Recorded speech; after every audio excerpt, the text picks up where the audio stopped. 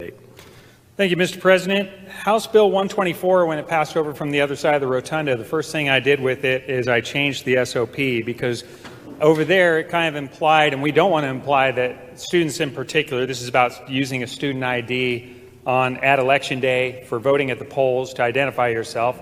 And we are not implying by House Bill 124 that we think students are committing fraud or any such thing as that. What House Bill 124 is about election integrity. When I go get on the plane tomorrow and I pass through the TSA, they're going to require a certain type of government-issued ID, and they would not allow me to use a student ID to get on that airplane. And the reason is the public has a compelling interest to make sure that that airplane is safe and that there's integrity for the people that are on the airplane. So regarding students and voting and why this is an election integrity issue is the situation is we want to make sure that people get elected into office, that they were properly elected, because we obviously make very serious decisions like which parents get to teach their children how to drive.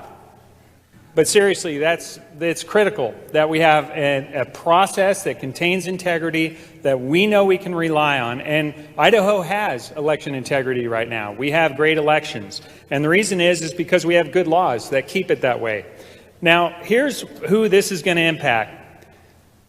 In the November 2022 general election, there were 383,650 voters that showed up at the poll. Turned out that almost 99% of them, 379,000, used their driver's license, which is an accepted form of identification after the passage of House Bill 124. There were almost 2,000 that used a passport, which is an acceptable form of identification after passage of this bill.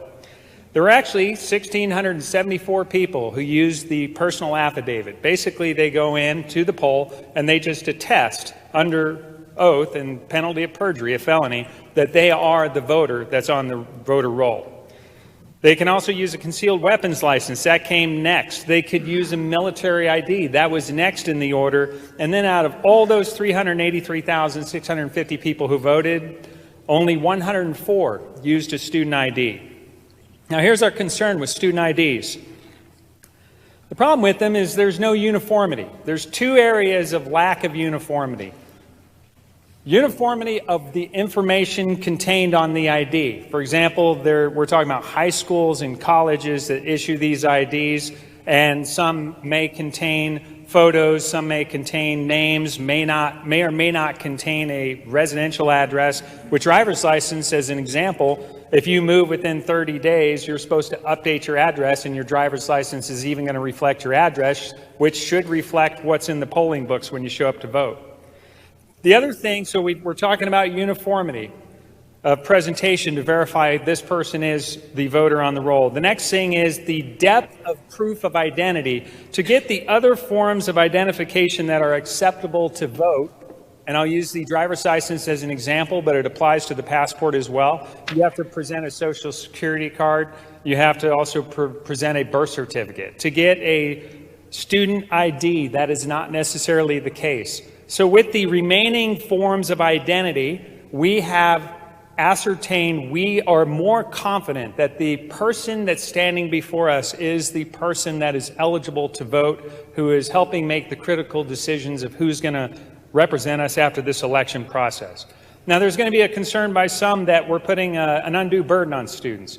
Well, the Supreme Court has said states have a right to have strict voter ID laws, that the state has a compelling enough interest that it's okay to put some burden on voters when they show up at the polls. We do put a burden on people who want to get on a plane. We put a burden on people who want to buy cigarettes or alcohol.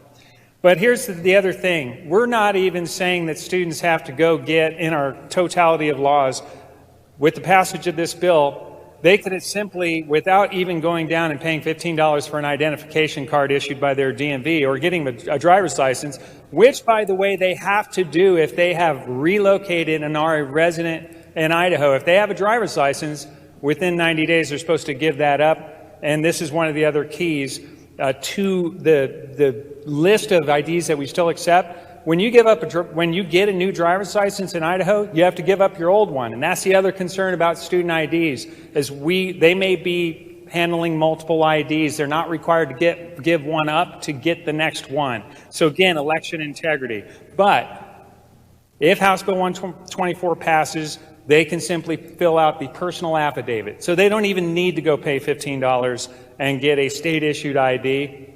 They can simply go straight from the University of Idaho and go straight to the polls if they're a resident and eligible to vote, and they can fill out a personal affidavit attesting to the fact that they are the voter. So in reality, it doesn't put any additional burden with the passage of House Bill 124. And with that, since we care about election integrity, I urge this body to pass House Bill 124. Debate is open. Is there further debate?